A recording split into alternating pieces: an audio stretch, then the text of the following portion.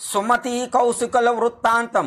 ప్రతిష్టానుపురములో కౌశికుడు అనే బ్రాహ్మణుడు ఉండేవాడు. అతని భార్య పేరు సుమతి. పేరుకు తగిన గుణవతి, మహాపతివ్రత. కొంతకాలముగా వాళ్ళిద్దరి యొక్క సంసారం అన్యోన్యంగా సాగింది. ఉన్నట్టుండి కౌశికుడికి ఏ పూర్వజన్మ పాపమో కుష్ఠరోగం సోకింది. రోజులు గడుస్తున్న కొద్దీ రోగం ముదిరి తనువంతా చీము నెత్తురు కారుతుంటే సుమతి మనస్సులో కూడా ఏవగించుకోకుండా అతని శరీరాన్ని నీటితో కడిగి మెత్తని గుడ్డలతో ఒత్తి వైద్యులిచ్చిన తైలములను మృదువుగా రాస్తూ ఉండేది. ఔషధాలను సమయానికి అందిస్తుండేది. మలమూత్రాలను ఎత్తిపోయటం, కంపు కొట్టే గుడ్డలు ఉతికి ఆరవేయటం, దగ్గరగా కూర్చుని వింజామరతో విసరడం, కాళ్ళు పట్టడం, మంచిగా చెప్పి ఇంత తినిపించటం ఒకటేమిటి, సకలోపచారాలు విసుగు విరామం లేకుండా చేసేది. రోగం తగ్గుముఖం పడుతుందని, తొందరలోనే నయమవుతుందని ధైర్యం నూరు పోసేది. అయితే రోగబాధతో ఉన్న కౌశికుడు మాత్రం ఆమెపై అనుక్షణం మండుపడుతుండేవాడు. అయినా దానికి కాని దానికి తిట్టేవాడు. చిన్న చిన్న విషయాలకే చిరాకు పరాకు ప్రదర్శించేవాడు. చేతికి ఏది అందితే అది తీసుకుని కొట్టేవాడు. నవ్వుతూ కనిపించినా వీధిలోకి వెళ్ళి రావటం, క్షణం ఆలస్యమైన కుళ్ళు మాటలతో ఏడిపించేవాడు. అలాగని నవ్వకుండా ఉంటే ఏమీ నా సేవ చేయాలని ఏడుస్తున్నావా, ఎప్పుడు చస్తాడని ఎదురు చూస్తున్నావా అంటూ చంపుకు తినేవాడు. పాపం సుమతికి నవ్వాలో ఏడ్వాలో తెలియదు. ఇది రోగ లక్షణం కాబోలు అనుకుని అలాగే సహనముతో ప్రేమతో భక్తితో సంవత్సరాల తరబడి సేవలు చేస్తూనే ఉంది. ఒకరోజు ఉదయాన కౌశికుడికి శరీరం అంతా శుభ్రం చేసి విభూది రేఖలు దిద్ది శుభ్ర వస్త్రాలు కట్టి ఇంటి ముంగట పంచెలో మంచం వేసి మెత్తని పడకలు ఏర్పరిచి సుఖముగా కూర్చోబెట్టి తాను వంట పనుల్లో తలదూర్చింది సుమతి. కౌశికుడు కులాసాగా వీధిన వచ్చి పోయే వాళ్ళని పలకరిస్తూ పుండ్ల మీద వాలుతున్న ఈగల్ని తోలుకుంటూ సరదాగా ఉన్నాడు. అంతలోకే ఒక మెరుపు తీగలాంటి అమ్మాయి నడుచుకుంటూ ఆ వీధిలోకి వచ్చింది. 16 ఏళ్ల పడుచుపిల్ల. ఆ పిల్ల చూపు మన్మథ బాణముగా ఉంది. ప్రతిష్టానపురములో పెద్ద పెద్ద ధనవంతుల కుమారులను సైతం లోకువ కట్టి వెంట తిప్పుకుంటున్న సానిదాని కూతురు ఆ పిల్ల. కౌశికుడు కంటపడింది. కళ్ళు జిగేలమన్నాయి. గుండెల్లోకి దిగింది మన్మథ బాణం. అసలే రోగముతో తిమ్మెరులు ఎక్కిన దేహం జువజువలాడింది. ఆ కుర్రపిల్ల సోయగాలు విసురుతూ కౌశికుడు వైపుకు కొంటె చూపు విసిరి తుర్రుమని వెళ్ళిపోయింది. పాపం ఆ పిచ్చి బాపడు విలవిల్లాడిపోయాడు. ఆ ఒయులు వయ్యారం రూపు చూపు తలసుకుంటూ మురిసిపోయాడు. తన వైపు ఎందుకు చూసింది అని ఆలోచించి కామముతో ఉడికిపోయాడు. కౌశికుడు తనని తాను చూసుకున్నాడు. అందంగా కనిపించాడు. ఏమైనా సరే సాని పాపను కలవాల్సిందే, లేదంటే మరణించవలసిందే. ఇందుకు శరీరం సహకరిస్తుందా? ఈ రోగముతో ఉన్న రూపాన్ని ఆమె అంగీకరిస్తుందా? ఇంతకీ వేశ్య ఇంటికి తనను తీసుకువెళ్లేది ఎవరు? ఇలా ప్రశ్నలు పుట్టుకొచ్చాయి అతని మనస్సులో. ఆకలి దప్పికలు మరచిపోయాడు. ఇంతలో సూర్యుడు నడినెత్తికి చేరుకున్నాడు. క్షణానికొకసారి పెడబొబ్బలతో పిలిచే భర్త ఈ పూట ఇంత ప్రశాంతముగా ఉన్నాడని ఆశ్చర్యపోతూ వంట ముగించుకుని సుమతి ఇంటి ముంగిటకు వచ్చింది. మనస్సులో మల్లగుల్లాలు పడుతున్న భర్తను గమనించింది. ప్రేమగా సరసన కూర్చుంది. వంట ఆలస్యమైందని కోపం వచ్చిందా? లేవండి వడ్డిస్తాను అంటూ అతన్ని లేవనెత్తే ప్రయత్నం చేసింది. కోపముగా కౌశికుడు విదిలించుకున్నాడు. సుమతి నివ్వెరిపోయింది. లేచి లోపలికి వెళ్ళిపోయింది. ఇంతలో కౌశికుడు ఆమె చెయ్యి పట్టుకుని కూర్చోబెట్టి, సుమతి, ఈవేళ నాకు ఆకలిగా లేదు అని సరసమైన చూపుతో అన్నాడు. సుమతి బుగ్గలు ఎరిపెక్కాయి. అప్పుడు కౌశికుడు తెచ్చిపెట్టుకున్న ప్రేమతో సుమతి బుగ్గ పట్టుకుని, సుమతి, నాకున్న దిక్కు మొక్కు నీవే. నీతో కాక ఎవరితో చెప్పుకుంటాను? కట్టుకున్న భార్యను అడగకూడదు, అయినా అడగక తప్పటం లేదు. కాలు చెయ్యి తిన్నగా ఉండి ఈ రోగం రాకుండా ఉంటే అసలు నీకు తెలియనిచ్చేవాడినే కాదు. పాపం, నీ దురదృష్టం, నాకేమో ఈ మాయ రోగం వచ్చింది. నీ సహాయం అడగక తప్పటం లేదు. నువ్వు కాదనవనే నమ్మకం నాకుంది. నీ పాతివ్రత్యం నాకు తెలుసు గదా. కౌశికుడు ఇలా మాట్లాడుతూ ఉంటే సుమతికి ఏమీ అర్థం కాలేదు. నాదా అంటూ చేరుకోవచ్చింది. ఈ రోజేమిటి మీ ప్రవర్తన వింతగా ఉంది. దాపెరకం లేకుండా చెప్పండి. ఏనాడైనా మీ మాట కాదన్నానా? మీకు ఎదురు చెప్పానా? మీరు ఏది కోరినా మంచి చెడులతో నాకు సంబంధం లేదు. శక్తి మేరకు తీర్చటం నా ధర్మం. సంశయించకండి. మీ మనస్సులో ఉన్నదేమిటో ఆజ్ఞాపించండి. నా ప్రాణం అర్పించి అయినా సరే మీ కోరిక నెరవేరుస్తాను. మీ ఆనందమే నా ఆనందం, మీ సంతోషమే నా సంతోషం. త్వరగా చెప్పండి అన్నది. ఈ మాటలతో కౌశికుడికి ధైర్యం వచ్చింది. సుమతి, ఇది ఏమో విధి వైపరీత్యములా ఉంది. దైవలీలలన్నీ చిత్ర విచిత్రముగా ఉంటాయి. ఆరోగ్యం అన్ని విధాలా బాగున్న రోజుల్లో, నిండు యవ్వనములో ఏ రోజు కలగనది? ఈ రోజు కలిగింది నాకు ఆ కోరిక. ఎంత వింత సుమతి! మన వీధికి ఏనాడైనా సానిపాపల రాగా నీవు చూశావా, విన్నావా? అదే ఆశ్చర్యం. ఇందాక ఒక సాని పాప మన వీధిలో నడుచుకుంటూ వెళ్ళింది. మన ఇంటి ముందు క్షణం నిలబడి కొంటె చూపిల్ని నా గుండెల్లో గుర్చి వెళ్ళింది. నా మనసంతా కలచివేసింది. ఇప్పుడు శరీరములో క్రొత్త రోగం ప్రవేశించింది. ఆ రోగం పోవాలంటే సాని పాపను కలవవలసిందే. ఇప్పుడు నేను శారీరకంగా మన ఇంట్లో ఉన్నాను, కానీ మానసికంగా సాని పాప ఇంటి గదిలో ఉన్నాను. చకచకా నడిచి వెళ్ళగలిగిన శక్తి లేదు. మాయ రోగం నా కళ్ళు చేతులు తినేసింది అంటూ దుఃఖవదనముతో చెప్పాడు. నాదా, ఇంత చిన్న పనికి హైరాణ పడతారెందుకు? నేను ఏమనుకుంటాను అనే చింతన వదిలివెయ్యండి. నేను మీ కొరకై జీవిస్తున్న వ్యక్తిని. మీ ముఖములో ఇలాంటి కాంతి, తేజస్సు నేను చూసి ఎన్నాళ్ళయ్యిందో. మీ ఆనందం కన్నా నాకు ఏమి కావాలి? దానికోసం నేను ఏమి చెయ్యమన్నా చేస్తాను. కాళ్ళు చేతులు ఆడటం లేదని, నడవలేనని బాధపడకండి. నేను తీసుకువెళతాను. భుజాలపై కూర్చోబెట్టుకుని మీకు ఏ శ్రమ కలగకుండా హాయిగా తీసుకువెళతాను. ముందు లేవండి, భోజనం చెయ్యండి, కాసేపు విశ్రాంతి తీసుకోండి. ఈలోగా సాయంకాలం అవుతోంది. స్నానము చేయించి, పట్టు వస్త్రాలు కట్టించి, చందన సుగంధ ద్రవ్యాలు చల్లి మిమ్మల్ని అలంకరించి సానివాడకు తీసుకుని వెడతాను. నాది బాధ్యత. లేవండి, భోజనం చేద్దురుగాని అంటూ సుమతి భర్తను ప్రేమగా అనునయంగా మాట్లాడుతూ లేవనెత్తింది. కౌశికునకు ఏదో కొత్తగా శక్తి ఆవరించినట్లయింది. లేచేందుకు తన ప్రయత్నం తాను చేశాడు. పూర్తిగా సుమతిపై వాలిపోకుండా తనకు తాను నిలబడటానికి ప్రయత్నం చేశాడు.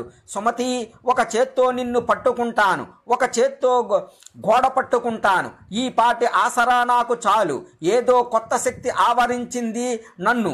నెమ్మదిగా వస్తాను, నన్ను తొందర పెట్టకు అని తన ప్రయత్నం తాను చేశాడు. చిన్నగా నడుచుకుంటూ వంటగదిలోకి వెళ్ళాడు. సుమతి కాళ్ళు కడిగి తుడిచి పీట వేసి కూర్చోబెట్టింది. వండినవి విస్తరిలో వడ్డించి ముద్దలు చేసి పెడుతూ ప్రేమగా తినిపించింది.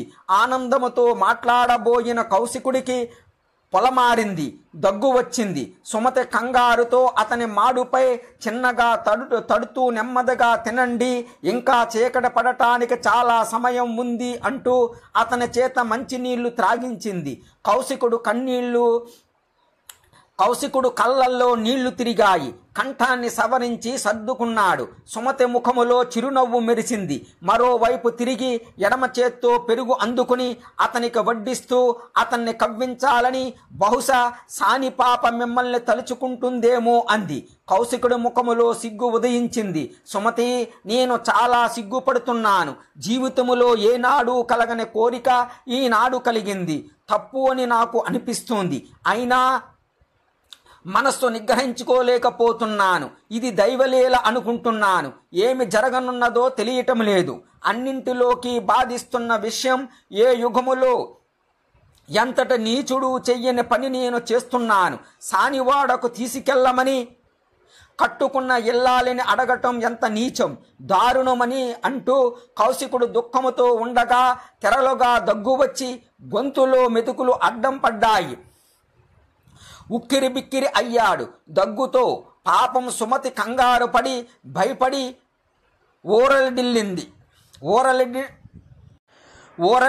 ఊరడిల్లండి అంటూ మంచినీళ్లు అందించింది. ముక్కు మూతు తుడిచింది. చేతులు కడిగి కాళ్లను తడి చేత్తో తుడిచింది. కౌశికుడు కొద్దిగా తేరుకున్నా ఇంకా బాధపడుతూనే ఉన్నాడు. అప్పుడు సుమతి అతని దగ్గరగా వచ్చి కూర్చుని, నాదా, మీరు ఇంతగా బాధపడవలసిన పని లేదు. సానివాడకు మీరు తీసుకెళ్లమని నన్ను అడిగారా? లేదు. నా అంతట నేను అన్నాను. మరి సిగ్గుపడటం ఎందుకు? బాధపడటం ఎందుకు? భార్యలను మోసం చేసి సానివాడల్లో తిరిగేవారు ఎంతమంది లేరు. నా మగడు అటువంటి వాడు కాదు. నన్ను మోసం చేయటం లేదు. నా భర్త నా సహాయమే అడుగుతున్నాడు.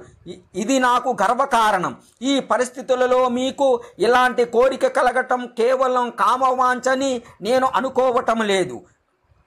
మీరన్నట్లుగా ఇదేదో దైవలీల. లేవండి, మంచం మీద కూర్చోబెడతాను. కాసేపు నడుం వాల్చండి. ఈలోగా నేను కూడా భోజనం చేసి వంటిల్లు సర్ది వస్తాను. ఆ తరువాత మిమ్మల్ని ముస్తాబు చేస్తాను అన్నది. సుమతి మాటలతో కౌశికుడు కాస్తంత తేరుకున్నాడు. మరలా సానిపాపనే తలుచుకుంటూ సూర్యాస్తమయము కొరకు ఎదురు చూస్తూ నడుం వాల్చాడు. వంటింటి పనులన్నీ చకచకా ముగించుకుని సుమతి వచ్చి భర్తను చూసి, కారణం ఏదైతేనేమి తన భర్త ఆనందముగా ఉన్నాడు, అనారోగ్యాన్ని పూర్తిగా మరిచిపోయాడు, ఇదే చాలుని తృప్తిపడి భర్తను లేవదీసి పీట వేసి దానిపై అతన్ని కూర్చోబెట్టి కుష్ఠరోగముతో కుళ్ళు ఉన్న శరీరముపై ఉన్న కట్లను విప్పి చీము నెత్తురు శుభ్రము చేసి మందులు రాసి కొత్త గుడ్డలతో కట్లు కట్టింది. రోగ కారణముగా సగానికి పైగా తినేసిన చేతి వ్రేళ్లు కాలి వ్రేళ్లు కనబడకుండా జాగ్రత్తలు తీసుకుంది. రసి కంపు రాకుండా పరిమళ ద్రవ్యాలు శరీరం అంతా పులిమింది. నొసట విభూతి కుంకుమ అద్దింది. పట్టు పంచె కట్టింది. పట్టు శాలువా రెండు భుజాల నిండుగా కప్పి అటూ ఇటూ అందముగా వేలాడేటట్లుగా సర్దింది. మల్లెల దండల మెడలో చేతిమని కట్టులకు అలంకరించింది. గుండెల మీద భుజాల మీద మంచి గంధం రాసింది. కౌశికుడు పెళ్లి కొడుకులా తయారయ్యాడు. నీళ్లు నిండిన కళ్ళతో సుమతి కళ్ళల్లోకి చూసి, సుమతి, ఉదయం కనిపించింది సానిపాప. సూర్యుడు అస్తమిస్తున్నా నన్ను వదలటం లేదు. హృదయములో హత్తుకుని పోయింది. ఆ సానిపాపను చూసిన చూపు ఆమెను పొందలేకపోతే నేను బ్రతకలేను అన్నాడు. సుమతి హఠాత్తుగా ఏదో జ్ఞాపకం వచ్చినట్లు ఇంట్లోకి వెళ్ళి అద్దం తెచ్చి భర్తకు చూపించింది. మందగించిన చూపుతో కౌశికుడు అద్దములో తన బింబాన్ని చూసి మురిసిపోయాడు. వేశ్యలకు బంగారం ప్రాణమంటారు కనుక తన మెడలో ఉన్న కాసుల హారాన్ని తీసి భర్త మెడలో వేసింది. నాదా, సూర్యాస్తమం అవుతోంది, ఇంకా బయలుదేరుదాం. వేశ్యవాటిక మనింటికి చాలా దూరం, మధ్యలో శ్మశానం దాటాలి. బయలుదేరుదామని కొంగు బిగించి కొంత ధనాన్ని మూటకట్టుకుని మంచానికి చేరువులో నేల మీద కూర్చుంది. కౌశికుడు మంచం మీద నుండి ముందుకు జరిగి ఆమె మెడకు అటూ ఇటూ కాళ్ళు వేసి సర్దుకుని కూర్చున్నాడు. ఊతగా ఆమె శిరస్సును పట్టుకున్నాడు. నేలకు చేతులు ఆనించి సుమతి అతి ప్రయత్నం మీద లేచింది. భర్త కాళ్లను చేతులతో అదిమి పట్టుకుని బరువుగా అడుగులు వేస్తూ బయలుదేరింది. దారిలో కనిపించిన వారినందరినీ కౌశికుడు సరదాగా పలకరిస్తున్నాడు. వింతగా ఇకిలిస్తూ ఉన్నాడు. చూసిన వాళ్ళంతా ఇతనికి పిచ్చి పట్టిందేమో అనుకున్నారు. తెలిసిన వాళ్ళు ఏమాయే, కౌశిక ఎందాక అంటే మాత్రం సమాధానం చెప్పకుండా దాటవేస్తున్నాడు. సుమతి మాత్రం ఇక్కడికే వ్యాఘాలికి అని అంటోంది. ఇంతలో చీకట్లు కమ్ముకున్నాయి. ఊరు దాటి శ్మశానములోకి అడుగుపెట్టారు. కౌశికుడిలో ఉత్సాహం రెట్టింపయ్యింది. గుర్రం మీద స్వారీ చేస్తున్నట్లుగా కాళ్ళు అటూ ఇటూ ఆడిస్తూ వెకిలిగా వింతగా ప్రవర్తిస్తున్నాడు. అడ్డంగా వచ్చిన చెట్ల కొమ్మలను, రెమ్మలను, లతలను కాళ్లతో చేతులతో ఆడిస్తూ ఉన్నాడు. తలకు తగిలే చెట్ల కొమ్మల నుండి తప్పించుకుంటూ ఉన్నాడు. గర్వముగా నవ్వుకుంటున్నాడు. పైబరువుల కదలికలతో సుమతి కాళ్ళు తడబడుతున్నాయి. అప్పుడప్పుడు తూలిపడబోతోంది. చెట్ల కొమ్మలు గీసుకుంటున్నా కాళ్ళ క్రింద ముళ్ళు రాళ్ళు ఉన్నా లెక్క చేయకుండా నడుస్తోంది. ఎటు చూసినా కారు చీకటి. ఏనాడు చూసి ఎరుగని ప్రాంతం, దారి ఎటో తెలియని స్థితి. అడుగుదామంటే ఎవ్వరూ కనిపించడం లేదు, అయినా నడుస్తోంది. ఇంతలో చంపేశావురా నీచుడా అంటూ మూలుగు లాంటి కేక వినిపించింది. భారంగా ఆ మాట వినిపించింది. సుమత నివ్వెరపోయింది. ఎవరది అంటూ ఆ మూలుగు వినిపించిన వైపుకు చూసింది. చేరువులోనే మానవ శరీరం కొరత వేయబడి కొన ఊపిరితో కొట్టుమిట్లాడుతున్న వ్యక్తి కనబడ్డాడు. చీకటిలో ఎవరో పోల్చుకోలేకపోయింది. సుమతి ఎవరు స్వామి తమరు అంది భయం భయముగా. నన్నే గుర్తుపట్టలేకపోయావా? నేను మాండవ్య మహర్షిని. ఈ దేశం ఏలే మహారాజు గర్వాంధుడై నాకు చౌర్యం అంటగట్టి కొరత వేయించాడు. పరమాత్మని ధ్యానం చేసుకుంటూ ప్రాణాల పోకడకు ఎదురు చూస్తున్నాను. నీ భుజాల మీద స్వారీ చేస్తున్న ఈ దుష్టుడు నా తలపై తన్నాడు. ప్రాణం జిల్లార్చుకుపోయింది. మహర్షనే మర్యాద లేదు, మనిషనే గౌరవం లేదు, చావుకి సిద్ధంగా ఉన్నాననే దయ లేదు. దీనికి వీడు శిక్ష అనుభవించవలసిందే. వీడు సూర్యోదయం అయ్యేలోగా మరణించవలసిందే. ఇది నా శాపం అన్నాడు. పాపం సుమత నిలువునా వణికిపోయింది. మహర్షి మహర్షి అంటూ రెండు చేతులు జోడించి కన్నీరు మున్నూరుగా విలపిస్తూ పాదాలపై బడి ప్రాధేయపడలేని స్థితిలో ఉన్నాను. నా భుజాలపైనున్నది ఎవరో కాదు, నా భర్త కౌశికుల వారు. మేము మీకు తెలియని వాళ్ళం కాదు. వీరి ఆరోగ్యం బాగున్న రోజుల్లో తమరికి నేను చాలా మార్లు అతిథి మర్యాదలు చేసుకున్నాను. ఇటీవలే ఈ రోగముతో ఈయన ఇలా ఉన్నారు. కుష్ఠరోగముతో పరితపిస్తున్నారు. పాపం ఏమి చేస్తున్నారో వారికి తెలియటం లేదు. కాళ్ళు చేతులు తిమ్మిరిలెక్కి పాపం స్పర్శ జ్ఞానాన్ని కోల్పోయారు. వీరి చిన్ని కోరిక తీర్చడానికి నేను భుజాల మీద మోసుకెళ్తున్నాను. పాపం పొరబాటున వీరి కాలు మీ శిరస్సుకు తగిలింది. కళ్ళు కనిపించిన చీకటి ఇది. తెలిసి చేసిన పొరపాటు కాదు, కావాలని చేసిన అవమానము కాదు. మిమ్మల్ని అర్చించి ఆశీస్సులు పొందవలసిన వాళ్ళం. తెలిసి అవమానిస్తామా? అవమానిస్తే మాకు ఒరిగేదేమిటి? మహర్షులు అనుగ్రహిస్తే మహారోగాలు సైతం ఉపశమింపజేసుకోవచ్చు. ఈ ఆశతో అర్చిస్తాము, కానీ అవమానిస్తామా? తెలియక జరిగిన ఈ తప్పు కాయండి. నా అవస్థ చూస్తున్నారు కదా. మూలిగే నక్క మీద పిడుగు పడ్డట్లుగా అయ్యింది నా పరిస్థితి. వైదవ్యం భరించలేను. దయచేసి శాపం ఉపసంహరించండి. ఆరోగ్యం కుదుట పడేటట్లు ఆశీర్వదించండి. జన్మ జన్మలకు మీకు రుణపడి ఉంటాను అన్నది. మాండవ్యుడు బాధతో మూలిగాడు. అతని నోటు నుండి, చెవుల నుండి, ముక్కు నుండి రక్తం ధారలుగా కారుతూ, అతని భుజాల నుండి కారుతూ నేల మీద మడుగులు కట్టింది. మహర్షి, మీ పరిస్థితి దయనీయముగా ఉంది. చివరి దశలో ఉన్న మీకు ఏ ఉపకారము చేయలేకపోతున్నాను. ఇది గృహస్థాశ్రమానికే విరుద్ధం. ఇందుకు సిగ్గుపడుతున్నాను. నా భర్తను ఈ నేల మీద దించలేను. దించి మళ్ళీ భుజాల మీద ఎత్తుకోలేను. అసక్తురాలిని, నన్ను క్షమించండి. మహారాజు గర్వాంధుడు. వాళ్ళకు చెవులే కానీ కళ్ళు ఉండవు. సరే, కారణం ఏదైతేనేమి, మీరు ఈ భవసాగరము నుంచి మరికొద్ది సేపట్లో విముక్తులు కాబోతున్నారు. యోగ విద్యాపారంగతులు. మీరు అంతరగ్నిని ప్రజ్వలింపజేసుకుని బ్రహ్మగంధితో ముక్తి మార్గాన పయనించగలరు. ఉపాధి తాలూకు నస్వరత్వం మీకు తెలియంది కాదు. ఈ సమయములో నా భర్తను శపించి, అదీ రోగముతో ఉన్న బ్రాహ్మణుని శపించి నా నొసట వైధవ్యాన్ని లిఖించడం భావ్యం కాదు. కొరతతో మీ ప్రాణాలు తలబడుతున్నాయి. బరువుతో నా పరిస్థితి అలాగే ఉంది. దయచేసి శాపాన్ని తొలగించండి. తెలిసి చేసినా తెలియక చేసినా తప్పులకి దండన ఉండాలంటే ఇంకో శాపం ఏదైనా ఇవ్వండి. నేను వైధవ్యం భరించలేను. స్వామి, దయచూపండి. శిరస్సు వంచి చేతులు జోడించి నమస్కరిస్తున్నాను. ఇదే సాష్టాంగ నమస్కారం అనుకోండి అన్నది. అప్పుడు మహర్షి ఆమెతో, సాధ్వి, నీ పతిసేవా పరాయణత్వమునకు సంతోషపడుతున్నాను. అయినా ఇచ్చిన శాపం తొలగించలేని అసక్తుణ్ణి. ఇది కూడా దైవలీల. అందుకే నా నోటు నుండి శాపం అలా వచ్చింది. వెంటనే శిరస్సు ఉరక్కలైపోవుగాక అని నేను అనలేదు కదా. సూర్యోదయం వరకు వ్యవధి ఉంది కదా. ప్రయత్నించు. నీ భర్తను కాపాడుకోగలుగుతావు. నీ పాతివ్రత్యమే నీకు శ్రీరామ రక్ష. వెళ్ళిరా, శుభమగుగాక అన్నాడు. అప్పుడా సుమతి, చాలు మహర్షి చాలు, ఇంతటి ఆశీస్సులు ఇచ్చారు, ఇంక నాకు భయం లేదు. కానీ ఉపచారములు చెయ్యవలసిన సమయములో మిమ్మల్ని ఈ శ్మశానములో ఒంటరిగా వదిలి వెళుతున్నాము, మన్నించండి. మీకు ఉత్తమగతులు కలగాలని ఇష్టదైవాన్ని ప్రార్థిస్తున్నాను, సెలవు అంటూ బయలుదేరింది. సుమతి భారముగా ఊపిరి పీల్చింది. చుట్టూ అంతా దుర్గంధం. భర్త పాదాలను 2 చేతులతో స్పృశించింది. కళ్ళకు అద్దుకుంది. మరలా నడక సాగించింది. ఇంత జరిగినా కౌశికుడు ఏమీ పట్టనట్లుగా ఉన్నాడు. పెద్ద పెట్టున విరగబడి నవ్వుతూ ఉన్నాడు. ఆ కదలికలకు సుమతి కాళ్ళు తడబడుతున్నాయి. కంగారు పడింది. 2 పాదాలు పట్టుకుని స్వామి, నాదా అని పిలిచింది. అప్పుడు కౌశికుడు, నడు తొందరగా సానిపాప ఇంటికి చేరేసరికి తెల్లవారేలాగా ఉంది అన్నాడు కౌశికుడు. తెల్లవారితే తన భర్త తనకు లేడు. ఏమిటి చెయ్యటం?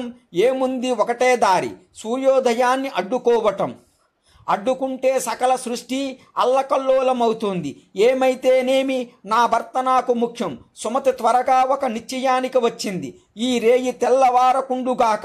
సూర్యదేవా, నీకు ఇంకా ఉదయాస్తమయాలు లేవు అని బిగ్గరగా అంది. కౌశికుడు అదిరిపడ్డాడు. సుమతి, ఏమిటి ఈ శాపం? ప్రత్యక్ష దైవం సూర్యనారాయణ్ణా నీవు శపించటం?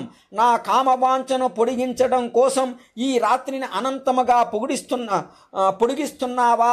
సూర్యుడే ఉదయించకపోతే సృష్టి అంతా ఏమైపోతుంది ఆలోచించావా? ఇది మహాపాపం. సుమతి, శాపాన్ని ఉపసంహరింపజేసుకో అన్నాడు కౌశికుడు. నాదా, సూర్యుడు ఉదయిస్తే నాకు మాంగళ్యం నిలవదు అంది. అదేమిటి? ఎవరు చెప్పారు నేను బ్రతికి ఉండగా నీకు మాంగళ్యం ఉండకపోవటమేమిటి అన్నాడు కౌశికుడు. ఇది మాండవ్యుడి శాపం. ఇప్పుడేగా శపించాడు, మీకు వినిపించలేదా అంది సుమతి. ఏమిటి సుమతి నీవు అంటున్నది? నాకేమీ అర్థం కావటం లేదు. మాండవ్యుడేమిటి, శపించడమేమిటి? ఈ శ్మశానములోకి ఆయన ఎలా వచ్చాడు? ఎందుకు శపించాడు? మనం ఏమి తప్పు చేశాము? సుమతి ఆశ్చర్యపోయింది. ఏమిటి ఇలా మాట్లాడుతున్నారు? జరిగిన దుస్సంఘటన ఈయనకి తెలియదా? ఇప్పుడేగా జరిగింది. ఏమీ తెలియనట్లు జరగనట్లు మాట్లాడుతున్నాడు. ఏమిటి నాదా? పరీక్షిస్తున్నారా లేదా గేలి చేస్తున్నారా? కొరతకు వేలాడుతున్న మాండవ్యుడు శిరస్సుకి మీ కాలు తగిలింది. ఆయన మండిపడుతూ శపించాడు. సూర్యోదయం అయితే నా మాంగళ్యం నిలబదు. ఇది జరిగి 2 క్షణాలు కాలేదు. ఏమీ ఎరగనట్లుగా అడుగుతున్నారు. వేళాకోలానికి ఇదేనా వేళ? సుమతి, నిజంగా నాకు తెలియదు. ఏమి జరిగిందో చెప్పు. ఇంటి దగ్గర బయలుదేరటం, శ్మశానములో నడవటం ఇంతవరకే నాకు తెలుసు. ఆ పైన ఏమి జరిగిందో ఇసుమంతైనా నాకు తెలియదు. నిజం చెబుతున్నాను. మాండవ్యుడి శిరస్సుకి నా కాలు తగలటం ఏమిటి? అంతటి పాపం చేస్తానా? చేస్తే క్షమించమని ఆ మహర్షి పాదాలు పట్టుకుని క్షమించమని అడగనా? ప్రాణాలు వదిలేస్తాను గాని పాపం చేసి ప్రాయశ్చిత్తం చేసుకోకుండా ఉంటానా?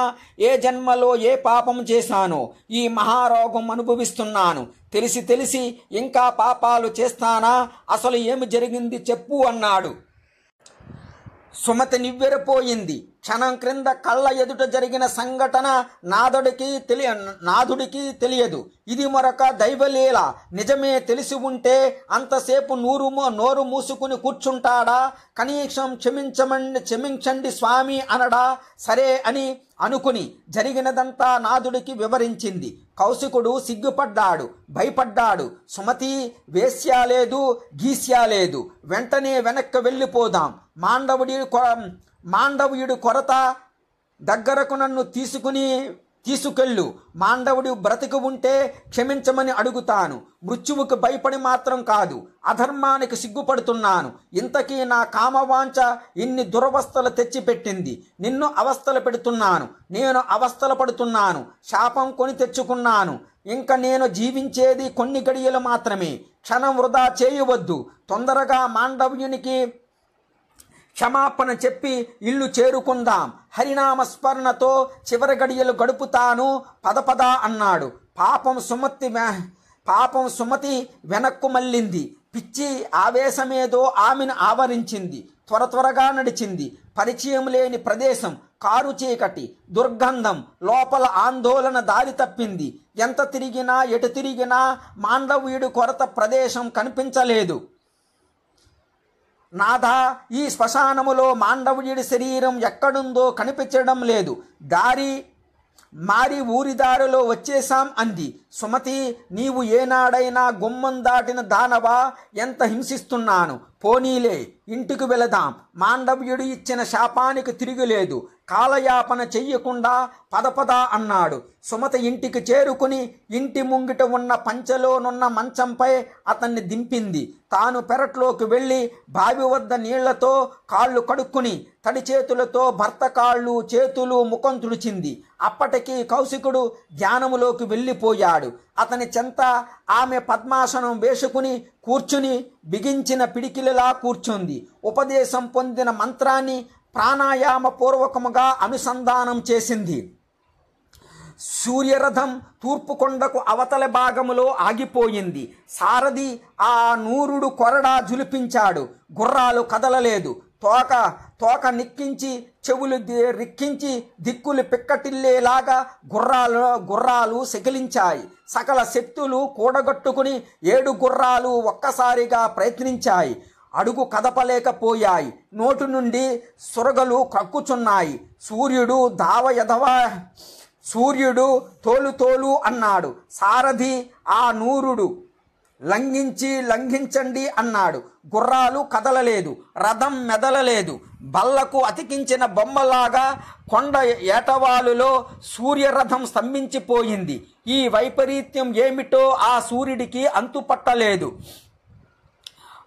మందేహాది రాక్షసులు సూర్యరథాన్ని చుట్టుముట్టారు.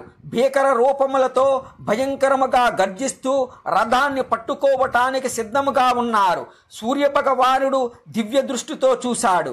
విషయం అర్థమయ్యింది.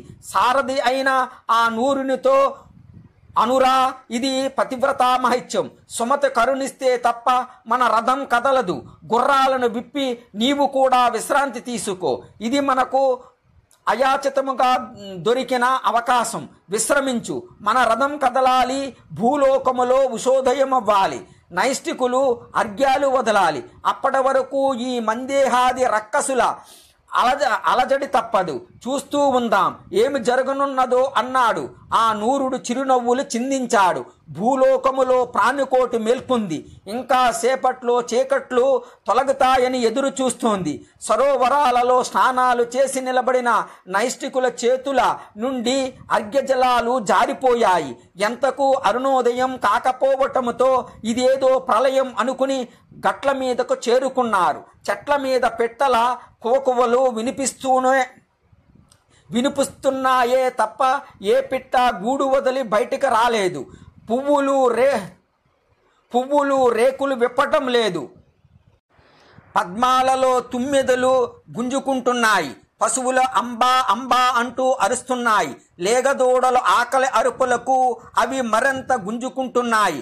కోడి కూసి జాము అయినా ఇంకా వెలుగు రేకులు రాలేదేమో అని రైతులు విస్తుపోస్తున్నారు.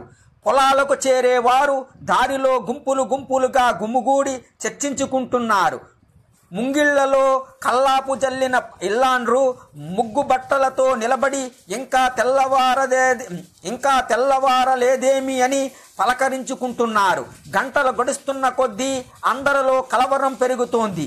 ఇంతలోకి ఎవరో గాలిలో పుకారు లేవదీశారు. ఇదేదో ప్రళయమట, ఇవాల్టితో ఇంక సరి అంట అని ఊరూరా రకరకాల పుకార్లు లేవదీశారు. భూగోళం అంతా ఆహాకారాలు చెలరేగాయి. మానవులు కన్నా దేవతలు మరింతగా కలవరపడ్డారు. సూర్యోదయం ఆగిపోతే కాలాన్ని కొలిచేదిలాగా, నిత్య నైమిత్తిక కర్మలు జరిగేదిలాగా పాడి పంటలు అంతరించిపోతాయి. యజ్ఞ యాగాదులు నిలిచిపోతాయి. ప్రజలకే కాదు మనకు నైవేద్యములు అర్పించేవారు ఉండరు. ఇంతకీ ఈ విపరీతానికి కారణం ఏమిటి అని దేవతలందరూ దేవగురువైన బృహస్పతిని శరణు అన్నారు. ఆయన దివ్య దృష్టి సారించి కారణం చెప్పాడు. అయితే సుమతిని ప్రసన్నురాలుగా చేసుకోవటం ఎలాగా? మాండవ్య శాపాన్ని మళ్లించడం ఎలాగా? ఏమీ పాలుపోలేదు. బ్రహ్మ దగ్గరికి పరుగులు తీసి వెళ్ళారు. అప్పుడు బ్రహ్మ ఆలోచించి వారితో, ఇది ఒక పతివ్రత చేసిన ప్రతిజ్ఞ. తన భర్త ప్రాణాలు కాపాడుకునేందుకు సూర్యోదయాన్ని నిషేధించింది. ఆమె పాతివ్రత్యం ముందు మన శక్తియుక్తులు సరిపోవు. మరొక పతివ్రత ఎవరైనా పూనుకోవాలి. అత్రి మహర్షి భార్య అనసూయాదేవి మహాపతివ్రతామ తల్లి, కరుణామయి. అందరూ వెళ్ళి శరణు వేడండి, లోకహితం కోరి ఉపకారం చెయ్యమని అర్థించండి. సుమతికి వచ్చిన ఆపదను తీర్చి ప్రతిజ్ఞను మళ్లించగల సమర్థురాలు ప్రయత్నించండి అన్నాడు బ్రహ్మ. దేవతలందరూ హుటాహుటిన అత్రి మహర్షి ఆశ్రమం చేరుకున్నారు. అనసూయాదేవి పాదములకు సాష్టాంగ నమస్కారములు చేశారు. లోకానికి వచ్చిన ఉపద్రవాన్ని తొలగించమని వేడుకున్నారు. అంతా విని ఆ తల్లి గంభీర వదనముతో నిశ్శబ్దముగా తల ఊపి తమ పర్ణశాలలోకి వెళ్ళిపోయింది. ఇంద్రాది దేవతలు అవాక్కయ్యారు. ఆశ్రమములో అల్లంత దూరాన ఒక గున్నమామిడి చెట్టు కింద జపం చేసుకుంటున్న అత్రి మహర్షిని చేరుకున్నారు. మీరే కాపాడాలని ప్రాధేయపడ్డారు. సూర్యోదయం కాకపోతే జరిగే ప్రమాదాలన్నీ ఆయనకు ఏకరువు పెట్టారు. బ్రహ్మదేవుని ఆజ్ఞతోనే ఇలా వచ్చామని విన్నవించారు. అనసూయమ్మ అంతా విని లోపలికి వెళ్ళిపోయింది. మాకు భయముగా ఉంది, రక్షించు మహర్షి అంటూ దేవతలంతా మూకుమ్ముడగా కాళ్ళ మీద పడ్డారు. అత్రిముని చిన్నగా నవ్వి అనసూయాదేవిని పిలిచాడు. లోకోపకారం కొరకు దేవతలంతా ప్రాధేయపడుతున్నారు, ఒక్కసారి వెళ్ళి సుమతితో మాట్లాడమని అన్నాడు. ఆ అనుమతి కోసమే ఎదురు చూస్తున్నట్లుగా సరే అంది. పతిపాదాలకు నమస్కరించి ఆకాశ మార్గాన దేవతలంతా వెంటరాగా బయలుదేరింది సుమతి. సుమతి ఇంటి ముందు నిలిచి ఇంటి ముంగిట పంచెలో ధ్యాననిష్టలో నిమగ్నమై ఉన్న దంపతులను చూసింది. దేవతలందరినీ దూరముగా ఉండమని తానొక్కతే శబ్దం చేయకుండా వెళ్ళి సుమతి ముందు కూర్చుంది. మంచం మీద కుష్ఠరోగ పీడితుడైన కౌశికుడు ధ్యాన సమాధనిష్టలో ఉన్నాడు. పాదముల చెంత పద్మాసనములో సుమతి తల మీద చేయి వేసి ప్రేమగా నిమిరింది అనసూయమ్మ. ఉపాస్య దేవత ముగ్గురమ్మల మూలపుటమ్మ అనుగ్రహించి సహస్రార కమలములో కరుణారస సృష్టి కురిపించిన అనుభూతి కలిగింది సుమతికి.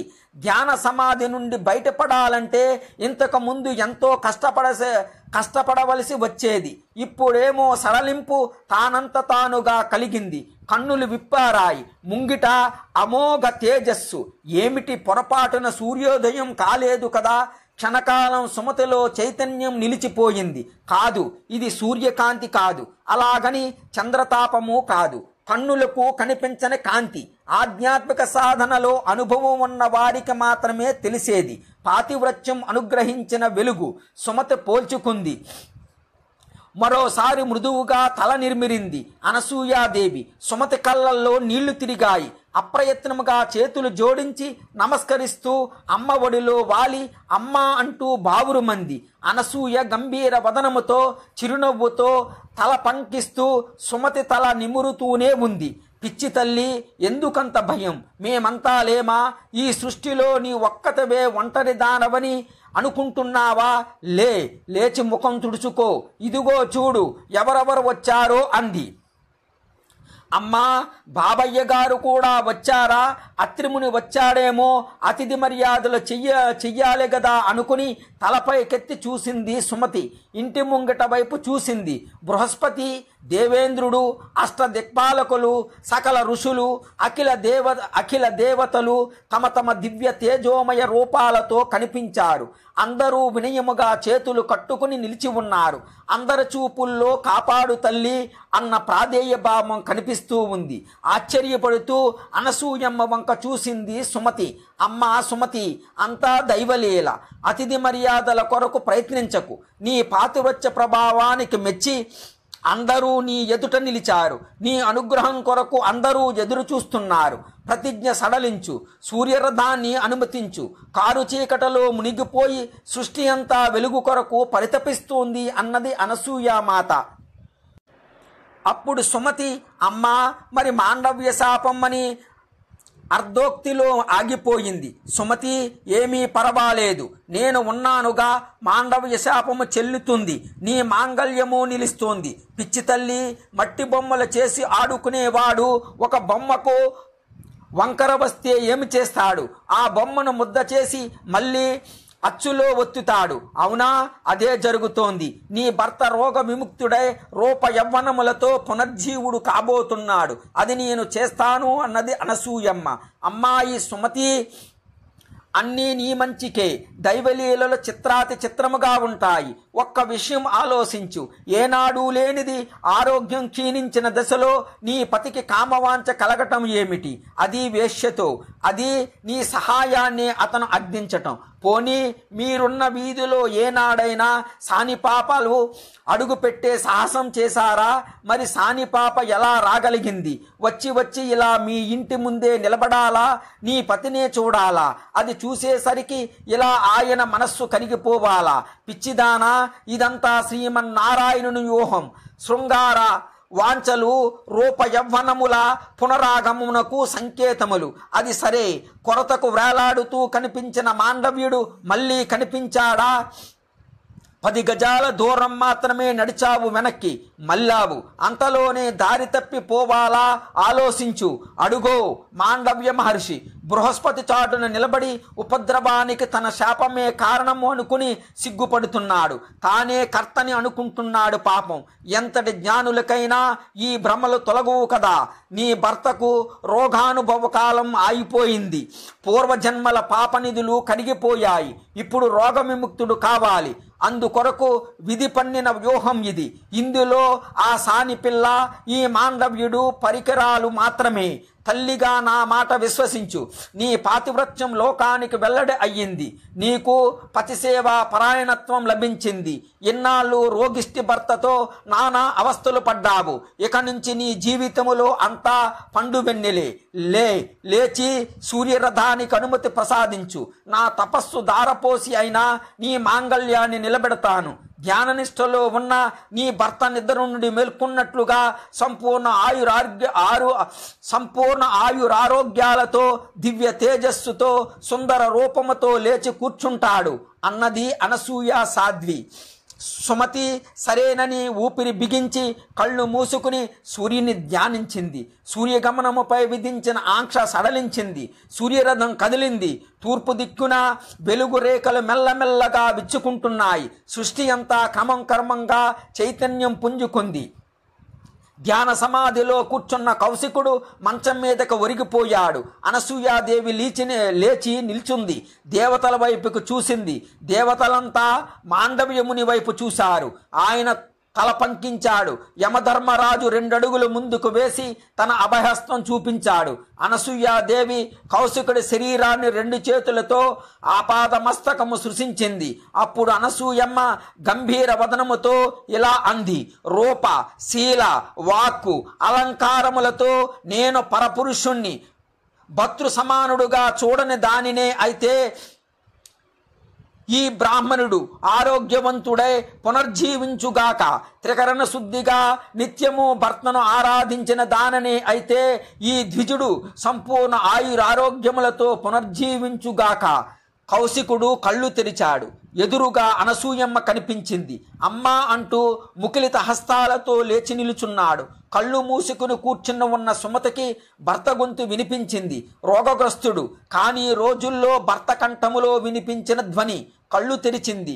నవయవ్వనముతో సుందర రూపముతో కౌశికుడు కనువిందు చేశాడు. సుమతి అన్నాడు. తనను తాను ఆపాద మస్తకము పరిశీలించుకున్నాడు. పతిసేవలో అలసి సొలసిపోయిన ఆమె శరీరం కూడా కొత్త కాంతితో నిండు యవ్వనముతో వెలిగిపోతూ ఉంది.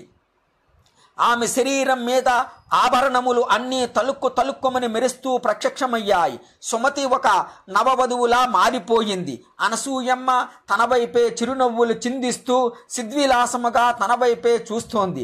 సుమతికి ఒక్కసారిగా సిగ్గు ముంచుకొచ్చింది. వీధి వాకిలి వైపు చూసింది. దేవతలు మాయమైనారు. ఇంటి లోపలకు చూసింది. కొత్త కాంతులతో, రంగవల్లికలతో, పచ్చని తోరణములతో కలకలలాడుతూ ఉంది. పాత్ర సామాగ్రి తలతలమని మెరిసిపోతున్నాయి. సుమతి కౌశికుల ఆనందానికి అవధులు లేవు. తల్లి, అమ్మ అంటూ అనసూయాదేవికి పాదాభివందనం చేసుకున్నారు. సుమతి కౌశికుల దంపతులు అర్ఘ్యపాదాలతో పూజించారు. అతిథి మర్యాదలు జరిపారు. అనసూయ సాధ్వి వారిద్దరిని సకల సంపదలతో పుత్ర పౌత్రాభివృద్ధిగా ఉండమని ఆశీర్వదించి తిరుగు ప్రయాణానికి సిద్ధం అయ్యింది. ఇంకా వెళ్ళొస్తాను, సంధ్యకు వేలవుతున్నది, అక్కడ అత్రి మహర్షి ఎదురు చూస్తూ ఉంటారని చెప్పి బయలుదేరింది. ఇంతలో అక్కడ బ్రహ్మ, విష్ణు, మహేశ్వరులు ప్రత్యక్షమైనారు.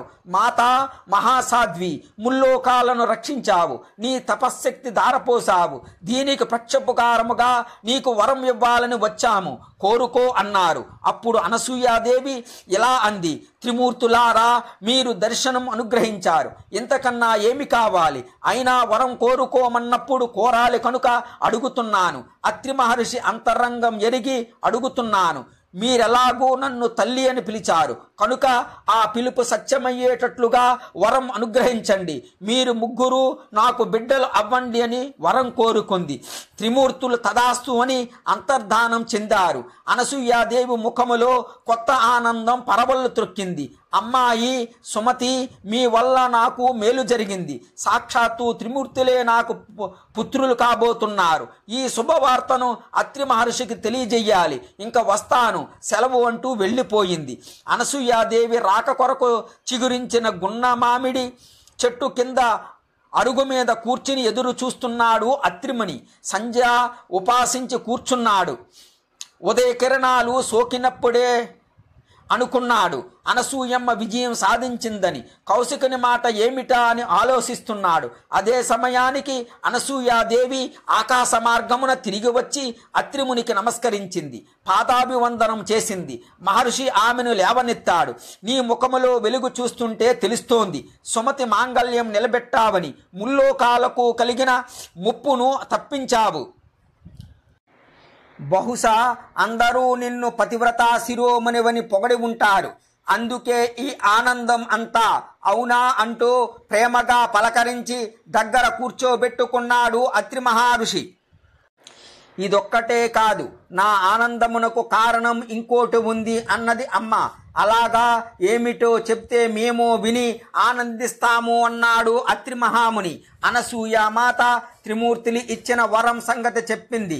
నాయనా దీపక, వింటున్నావా అని వేదధర్ముడు హెచ్చరించాడు. దీపకుడు ఆనందముతో తల ఊపాడు. సుమతి తన తండ్రికి చెప్పిన కథ ఇది.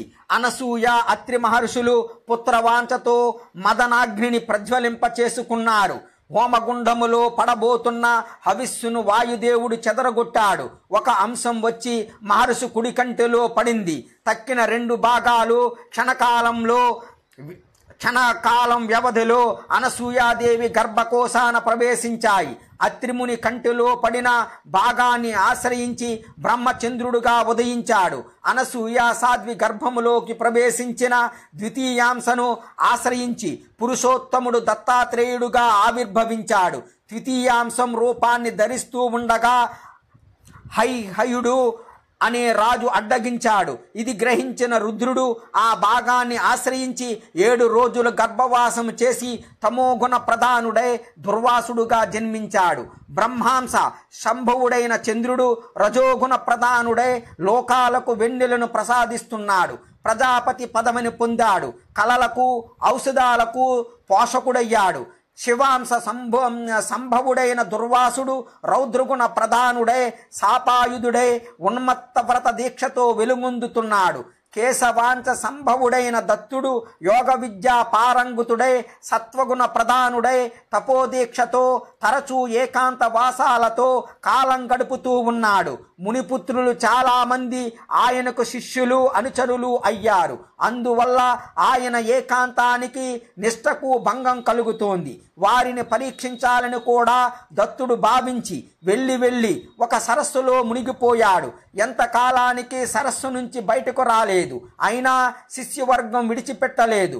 గట్టున నిలబడి నిరీక్షిస్తున్నారు. ఇదిగో వస్తాడు, అదుగో వస్తాడు అని ఎదురు చూస్తూ ఉండగానే 100 సంవత్సరాలు గడిచి మరచిపోయాయి. అప్పుడు లేచి వచ్చాడు. అఖండ తేజోమూర్తి సూర్యకాంతి లాంటి తేజస్సుతో చంద్రబింబములా సరస్సు నుండి బయటకు వచ్చాడు. శిష్యులంతా కరతాళ ధ్వనులతో జయ జయ నాదాలతో జయ గురుదత్త శ్రీ గురుదత్త అంటూ ఆనంద తాండవం చేశారు. కొందరైతే బొంగమూతులు పెట్టి గోముగా నిష్ఠురాలు పలికారు. అందరినీ సముదాయించి దత్తాత్రేయుడు చిరునవ్వులు పంచి పెడుతూ ఆశ్రమం వైపు నడక సాగించారు. శిష్యులంతా కోలాహలముగా ఆయన్ను అనుసరించారు. దత్తగురు ఇంకెప్పుడు మమ్మల్ని విడిచిపెట్టి వెళ్ళకు, మమ్మల్ని ఏకాకుల్ని చెయ్యకు, నిన్ను చూడకుండా క్షణము కూడా ఉండలేము, నీ విరహాన్ని మేము భరించలేము అన్నారు. శిష్యులు మిత్రులు ఇలా అడుగుతూ ఉంటే దత్తుడు చిరునవ్వులు చిందిస్తూ వారితో కొంతకాలం గడిపాడు. వారితో బంధ యోగ సాధనకు ఆటంకమవుతోంది. అదీగాక వీళ్ళందరూ నిజముగా తన పట్ల గురుభావముతోనే ఉన్నారా? ఉంటే దాని లోతు ఎంత? వీరు ఎరిగిన విలువలకు భిన్నంగా నేను ప్రవర్తిస్తే ఎంతమంది సహిస్తారు, ఎంతమంది అసహిస్తారు పరీక్షిద్దామనుకున్నాడు. మరొక రోజు సాయంకాలం సరోవరములో స్నానానికి దిగాడు. శిష్యగణం మిత్రగణం కూడా వెంట ఉన్నారు. ఉన్నట్టుండి దత్తుడు మాయమయ్యాడు. శిష్యులు ఆహాకారాలు చేశారు. ఇంతలో ఎవరో శిష్యులలో ఒకడు, ఇది మనకు మరో పరీక్ష, కంగారు పడకండి అన్నాడు. అనుకున్నట్టే దత్తస్వామి సరోవర మధ్య భాగంలో ప్రత్యక్షమయ్యాడు. దివ్యాంబరాలు ధరించి దివ్యమయమైన భూషణములతో దత్తుడు దగదగలాడుతున్నాడు. చేతిలో మధుపాత్ర ఆరారగా మద్యం చేవిస్తున్నారు. ఎరిపెక్కిన కన్నులు, తడబడుతున్న పలుకులు. ఒక అందాల రాశి బంగారు పాత్రతో మద్యం తెచ్చి పాత్రలో నింపింది. దత్తస్వామి ఆమె కొంగు పట్టుకుని లాగాడు. ఆమె వయ్యారముగా నాట్యభంగిములో వచ్చి స్వామివారి ఒడిలో వాలింది. ముద్దులు, మురిపాలు, ఆలింగనాలు, ఈ వ్యవహారాలన్నీ జరుగుతున్నాయి. మధ్య మధ్యలో ఇద్దరూ ఒకే పాత్రలోని మద్యము సేవిస్తున్నారు. ఒకరి మీద ఒకరు నీళ్లు చల్లుకుంటున్నారు. పూని రాగాలు తీస్తున్నారు. గిలిగింతలు పెట్టుకుంటున్నారు. విరగబడి నవ్వుకుంటున్నారు. ఒకరి మీద ఒకరు వాలిపోతున్నారు. బుగ్గలు కొరుక్కుంటున్నారు, నెట్టుకుంటున్నారు. అంతలోకే మళ్ళీ దగ్గరకు లాక్కుంటున్నారు.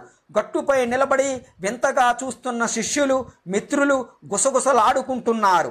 ఏమిటి దారుణమని ముక్కున వేలేసుకుంటున్నారు. ఇతడ్నా మనం గురువుగా నమ్మింది, ఇతడా మనకు మోక్షం ప్రసాదించేది, యోగ సాధనంటే ఇదేనా? మద్యపానము మదవతీ గానమునా? అయ్యయ్యో, ఎంత పొరపాటు చేశాం, ఎన్ని వందల సంవత్సరాలు వ్యర్థం చేసుకున్నాం. అందరి మనస్సులో ఇదే ఆలోచన బయలుదేరింది. పదండి పదండి అనుకున్నారు. అందరూ సరస్సు వైపు తిరిగి చేత్కారాలు చేస్తూ కొందరు, మెటికలు విరుస్తూ కొందరు, ముక్కును వేలేచుకుంటూ కొందరు, మొత్తం మీద అందరూ ఈ ఆశ్రమం పరిసర ప్రాంతాలలోనే మనం ఉండకూడదు, దూరంగా పోదాం పదండి అనుకుంటూ వెళ్ళిపోయారు. దత్తాత్రేయుడు అమ్మయ్య అనుకున్నారు. మాయా మదవతిని మధు పాత్రను ఉపసంహరించాడు. నీళ్ల మీద నడుచుకుంటూ వచ్చి గట్టుకు చేరుకున్నాడు. ఆశ్రమములోకి ప్రవేశించి యోగనిష్టలో కూర్చున్నాడు. తండ్రి, విన్నావు కదా, నీ మనస్సులో చాలా సందేహాలు తలెత్తేయని నాకు తెలుసు. మహాయోగికి సాధ్యాసాధ్యములు లేవు. అతడు సాధారణ నియమాలన్నిటికీ అతీతుడు. తన యోగ సిద్ధి కోసం అన్నింటినీ వదులుకుంటాడు, ఏదైనా చేస్తాడు. సృష్టి అంతా అతనికి ఒక ఆట బొమ్మ. ఒక్కొక్క బొమ్మతో కాసేపు ఆడుకుంటాడు. మరుక్షణములో దానినే నిర్దాక్షిణ్యముగా కాలదన్నుతాడు. ఆయన దేనికి లోను కాడు. తండ్రి, దేనిని ఆశించినా వాయువుకి అంటులేనట్లే మహాయోగులకు కూడా ఏ దోషాలు అంటవు. వారేది చేసినా అది ఒక క్రీడ మాత్రమే. ఈ రహస్యం తెలియాలంటే యోగ సాధనలో ఒక మెట్టైనా ఎక్కాలి. లేకపోతే ఆ శిష్య బృందాల వలె అపర్ధాలతో అసహ్యంతో పారిపోవలసి వస్తుంది. తెలుసుకోగలిగిన వారు గురు కటాక్షానికి పాత్రులై ముక్తి పొందుతారు. అలా పొందిన వారు చాలామంది ఉన్నారు. అందులో కార్తవీర్యార్జునుడు ఒకడు. తండ్రి, దత్తయోగీంద్రుడిని తలచుకుంటే చాలు సకల పాపాలు పటాపంచులవుతాయి. ముక్తికాంత స్వయముగా మన ఎదురు నిలుస్తోంది. తండ్రి, విన్నావు కదా, నీ మనస్సులో చాలా సందేహాలు తలెత్తాయని నాకు తెలుసు. మహాయోగికి సాధ్యాసాధ్యములు లేవు. అతడు సాధారణ నియమాలన్నిటికీ అతీతుడు. తన యోగ సిద్ధి కోసం అన్నింటినీ వదులుకుంటాడు, ఏదైనా చేస్తాడు. సృష్టి అంతా అతనికి ఒక ఆట బొమ్మ. ఒక్కొక్క బొమ్మతో కాసేపు ఆడుకుంటాడు, మరుక్షణములో దానిని నిర్దాక్షిణ్యముగా కాలదన్నుతాడు. ఆయన దేనికి లోను కాడు. తండ్రి, దేనిని ఆశించినా వాయువుకి అంటలేనట్లే మహాయోగులకు కూడా ఏ దోషాలు అంటవు. వారేది చేసినా అది ఒక క్రీడ మాత్రమే. ఈ రహస్యం తెలియాలంటే యోగ సాధనలో ఒక మెట్టైనా ఎక్కాలి.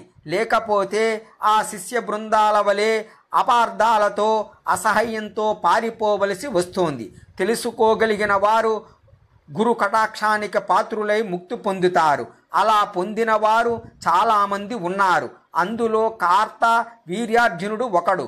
తండ్రి, దత్తయోగేంద్రుడని తలసుకుంటే చాలు సకల పాపాలు పటాపంచులవుతాయి. ముక్తికాంత స్వయముగా మన ఎదురు నిలుస్తోంది.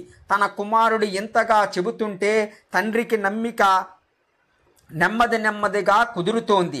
నాయనా సుమతి, అంతో ఇంతో అనుభవం ఉండి సాత్విక మార్గములో తపస్సు చేసుకునే మునికుమారులే దత్తుడి లీలలో అర్థం చేసుకోలేక దూరమయ్యారంటే ఇక నేనెంత, నా తెలివి ఎంత? దత్తుని లీలలు అత్యద్భుతముగా ఉన్నాయి. ఇంకా వినాలనిపిస్తున్నది. సుమతి, త్రిమూర్తి స్వరూపుడైన దత్తుని కనిన అనసూయాత్రి దంపతులు ఎంత పుణ్యాత్ములో, వారి తపోమహిమ ఎంత గొప్పదో కదా అని అడిగాడు. అప్పుడు సుమతి ఇలా చెబుతున్నాడు. తండ్రి, అత్రి మహర్షి ఋగ్వేదములోని శాఖ పంచమ మండలాల్ని తన తపోమహిమతో దర్శించగలిగాడు. ఆ వేద భాగములో అగ్నిలింగ స్థుతి, అమరేంద్ర ప్రస్తావన మొదలైన అంశాలు ఉండటం వల్ల అది ఐహిక ముస్మికాలు రెండింటినీ నిరుపద్రవముగా సాధించగల సామర్థ్యం కలది. ఒకసారి కృతయుగములో రోగాలు పెచ్చు పెరిగి ప్రాణిలోకానికి హాని అవుతుంటే అత్రి మహానుభావుడే ఆయుర్వేదమనే ఉపదేశాన్ని సందర్శించి ప్రాణికోటికి అందించాడు. మరొకప్పుడు మనువు చేత బోధింపబడిన ధర్మశాస్త్రం దుర్వగాహంగా ఉందని ప్రజలంతా చింతిస్తూ ఉంటే తేట మాటలతో తానే స్వయముగా ఒక ధర్మశాస్త్ర స్మృతిని ప్రవేశపెట్టాడు. మరొకప్పుడు దేవదానవ యుద్ధములో సూర్యచంద్రులు శత్రువులకు బందీలైన కారణముగా లోకం అంధకారమయం కాగా దేవతల ప్రార్థన వల్ల ఆ మహానుభావుడే తానే సూర్యచంద్రుడు అయ్యి లోకాలకు వెలుగు అందించాడు. అలా అత్రి మహర్షి లోక కళ్యాణ నిమిత్తమై చేసిన అద్భుత కృత్యాలు ఎన్నింటినని మనం చెప్పుకోగలం. ఇక అనసూయ సాధ్వి గురించి చెప్పాలంటే అద్వితీయ పాతివ్రత్య రూప మహాద్భుత తపః పరమావధి అయిన అమ్మ చేసిన మహత్తర కృత్యాలకు సాటి లేదు. ఒకప్పుడు ఎండలు విపరీతమయ్యి గంగా నది ఎండిపోతే అనసూయమ్మ మునుజనుల సౌకర్యార్థమై నదిని మరలా పునర్జీవింపచేసింది. మరొకప్పుడు మహాక్షామం సంభవించి నేలలో మొలకన్నది కూడా లేకుండా మాడిపోతూ ఉంటే అనసూయ సాధ్వి అనేక వందల వేల మంది మునుజనులకు తానే స్వయముగా వడ్డించింది. వారందరికీ కందమూల ఫలాలు ఇచ్చి పోషించింది. ఇంకొకసారి పాపరహితులైన జనుల స్పర్శ వల్ల గంగాదేవి తన పతివ్రతను కోల్పోయి నల్లబడగా ఆ తల్లి తన కమండలములోని జలాన్ని చల్లి గంగాదేవి కాలుష్యాన్నంతా క్షణములో భస్మం చేసింది. ఇలాంటి మహాకార్యాలు చాలా చేశారు ఆ పుణ్య దంపతులు. అంతటి పుణ్య దంపతుల తపోతేజోవంతుల గారాల బిడ్డడే మన దత్తుడు. అంతేకాదు తండ్రి, త్రిమూర్తులు వారి గర్భాన్ని జన్మించటానికి ఇంకా కారణాలు ఉన్నాయి. విను, చెబుతాను. ఒకనాడు నారదుడు త్రిలోకాల్లో తిరుగుతూ బ్రహ్మ విష్ణు మహేశ్వరుల నివాసాలకు వెళ్ళి అనసూయ సాధ్వి గొప్ప ధనాన్ని పొగుడుతూ ఉన్నాడు. ఏం చిత్రమో గాని ముల్లోకాలు ఏలే ముగ్గురు అమ్మలకు సామాన్య మానవ మాతృరాలను పొగుడుతూ ఉంటే అసూయ బయలుదేరిందట. దాంతో వారు ఆమెను పరాభవించాలనే ఉద్దేశంతో ఇనుప గుండ్లను సృష్టించి అవి వడ్డించమని నారదుని చేతికిచ్చి పంపారట. నారదుడు ఇనుప గుండ్లను తీసుకుని వృక్షాద్రిపై తపస్సు చేస్తున్న అత్రి అనసూయల ఆశ్రమానికి వచ్చి అత్రి అనసూయల మహత్యాన్ని వేణోళ్ళ పొగిడి తన దగ్గరున్న శనగలు అమ్మ చేతికిచ్చి అవి వండి పెట్టమని ప్రార్థించాడట. అవి మాత్రం ఇనుప గుళ్ళలా ఉన్నాయి. అనసూయ మాత చేతి స్పర్శ వాటికి తగలగానే వాటిలో కఠినత్వం పోయిందట. అమ్మ తన సంకల్ప బలంతో వాటిని అవలీలగా మ్రగ్గించి నారదుని చేతికిచ్చిందట. క్రమముగా అవి కమ్మని సువాసనలు వెదజల్లాయట. నారదుడు పరమానందభరితుడై సెలవు తీసుకుని వెళ్ళిపోయాడు. నారదుని ఎదుట తమకు జరిగిన పరాభవం భరింపరానిదై ముగ్గురమ్మలు పట్టుబట్టి ఈ మారు స్వయముగా తమ భర్తల్నే పంపించారు. అమ్మ పాతివ్రత్య మహిమను తగ్గించమని కోరారు. త్రిమూర్తులు వృద్ధ బ్రాహ్మణుల రూపములో అత్రిముని ఆశ్రమం చేరుకుని భవతి భిక్షాందేహి అని అడిగారు. అప్పుడు అనసూయాదేవి వారిని చూసి అయ్యలారా, అత్రిముని తపస్సుకై అరణ్యంలోకి వెళ్ళారు. వారు వచ్చేంత వరకు కూర్చుని మా ఆతిథ్యాన్ని స్వీకరించమని కోరింది. అప్పుడు వారు, అమ్మా, మీ వారెప్పుడు వస్తారో తెలియదు. వారు వచ్చే వరకు మేము ఉండలేము. ఆకలి మమ్మల్ని బాధిస్తున్నది. భోజనం పెట్టు అన్నారు. అనసూయాదేవి కుటీరంలోకి వెళ్ళి భోజనాలు త్వరగా సిద్ధం చేసి వారు కూర్చుని తినటానికి వీలుగా ఆసనాలు సిద్ధం చేసి వాళ్ళు కాళ్ళు కడుక్కోవటానికి నీరు ఇచ్చి భోజనానికి దయచేయమని వేడుకున్నది. అప్పుడు వారు, అమ్మా, మాకు ఆతిథ్యమిస్తావని మాట ఇచ్చావు, కానీ మాదొక నియమం ఉన్నది. నీవు కట్టుకున్న బట్టలను విడిచి నగ్నంగా మాకు వడ్డిస్తేనే మేము భోంచేస్తాము అన్నారు. అప్పుడు అమ్మ ఆలోచించి ధర్మాధర్మాల మధ్య సేజిక్కించుకోజూసిన వీరు సామాన్యులు కారని తలచి, అయ్యలారా, అలాగే వడ్డిస్తాను, దయచేయమని వేడుకున్నది. అనసూయాదేవి కుటీరం లోపలికి వెళ్ళి అత్రి మహర్షి పాదుకులకు నమస్కరించి, స్వామి గృహస్థుల ఇంటికి దేహి అని వచ్చిన వారికి చేతనైనది సమర్పించవలనని నియమం. అట్లుగాక ఆ నియమాన్ని మీరితే ఆకలితో తిరిగి వెళ్ళిపోయిన వారు గృహస్థుల పుణ్యాన్ని తీసుకుని పోతారు అన్నది శాస్త్రవాక్యము. కనుక నేను వారు నా బిడ్డలనే భావముతో భోజనం వడ్డిస్తానని చెప్పుకుని నగ్నముగా భోజనం వడ్డించటానికి వెళ్ళేసరికి ఆ ముగ్గురు పసిపిల్లలై కేరింతలు కొడుతూ ఉన్నారు. అప్పుడు అమ్మకు స్తన్యం వచ్చింది. బట్టలను ధరించి ముగ్గురు పసిబాలురను 3 ఉయ్యాలలో పడుకోబెట్టి జరిగిన కథనే జోలగా పాడుతూ ఉంది అమ్మ. ప్రపంచాన్ని సృష్టి చేసి అలసిన వాడిలా బ్రహ్మ జగత్తు పాలించి సాలిపోయిన వానిలా విష్ణువు హాయిగా ఉయ్యాలలో ఆదమరిచి నిద్రపోతున్నారు. ఇంతలో అత్రి మహర్షి వచ్చి జరిగింది తెలుసుకుని వారిని స్తుతించాడు. అతని స్తోత్రములకు తృప్తి చెందిన త్రిమూర్తులు తమ తమ నిజ రూపాలతో దర్శనమిచ్చారు. అత్రి మహర్షి అనసూయాదేవితో, దేవి, వీరు నీ పాతివ్రత్యం పరీక్షించడానికి వచ్చారు. నీకు కావలసిన వరం కోరుకో అన్నాడు. అప్పుడు అనసూయాదేవి, పాపుల్ని ఉద్ధరించటానికి, లోక కళ్యాణ నిమిత్తం ధర్మాన్ని సంరక్షించడం కొరకు మీ ముగ్గురు పుత్రులుగా జన్మించాలని కోరిక అంది. ఇంతలో అక్కడ ముగ్గురమ్మలు ప్రత్యక్షమై సిగ్గుతో తలలు వంచుకున్నారు.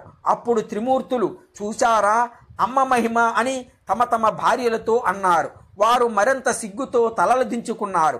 అప్పుడు త్రిమూర్తులు అమ్మతో, అమ్మా, మేము మీకు సంపూర్ణముగా దత్తత చేసుకుంటున్నాము. అలనాడు సుమతి కౌశికుల విషయములో మీకు వరం ఇచ్చాం కదా అని దివ్యమైన అనుగ్రహాన్ని ప్రసాదించారు. అట్టి వరప్రభావం వల్లనే అనసూయ గర్భాన్ని ధరించి త్రిమూర్తులను తన బిడ్డలుగా చేసుకోగలిగింది అని సుమతి తన తండ్రితో త్రిమూర్తుల ఆవిర్భావానికి గల పుణ్యగాథను వినిపించాడు. సుమతి కౌశికుల వృత్తాంతం. ప్రతిష్టానుపురములో కౌశికుడు అనే బ్రాహ్మణుడు ఉండేవాడు. అతని భార్య పేరు సుమతి. పేరుకు తగిన గుణవతి, మహాపతివ్రత. కొంతకాలముగా వాళ్ళిద్దరి యొక్క సంసారం అన్యోన్యంగా సాగింది. ఉన్నట్టుండి కౌశికుడికి ఏ పూర్వజన్మ పాపమో కుష్ఠరోగం సోకింది. రోజులు గడుస్తున్న కొద్దీ రోగం ముదిరి తనువంతా చీము నెత్తురు కారుతుంటే సుమతి మనస్సులో కూడా ఏవగించుకోకుండా అతని శరీరాన్ని నీటితో కడిగి మెత్తని గుడ్డలతో ఒత్తి వైద్యులిచ్చిన తైలములను మృదువుగా రాస్తూ ఉండేది. ఔషధాలను సమయానికి అందిస్తుండేది. మలమూత్రాలను ఎత్తిపోయటం, కంపు కొట్టే గుడ్డలు ఉతికి ఆరవేయటం, దగ్గరగా కూర్చుని వింజామరతో విసరడం, కాళ్ళు పట్టడం, మంచిగా చెప్పి ఇంత తినిపించటం ఒకటేమిటి, సకలోపచారాలు విసుగు విరామం లేకుండా చేసేది. రోగం తగ్గుముఖం పడుతుందని, తొందరలోనే నయమవుతుందని ధైర్యం నూరు పోసేది. అయితే రోగబాధతో ఉన్న కౌశికుడు మాత్రం ఆమెపై అనుక్షణం మండుపడుతుండేవాడు. అయినా దానికి కాని దానికి తిట్టేవాడు. చిన్న చిన్న విషయాలకే చిరాకు పరాకు ప్రదర్శించేవాడు. చేతికి ఏది అందితే అది తీసుకుని కొట్టేవాడు. నవ్వుతూ కనిపించినా వీధిలోకి వెళ్ళి రావటం, క్షణం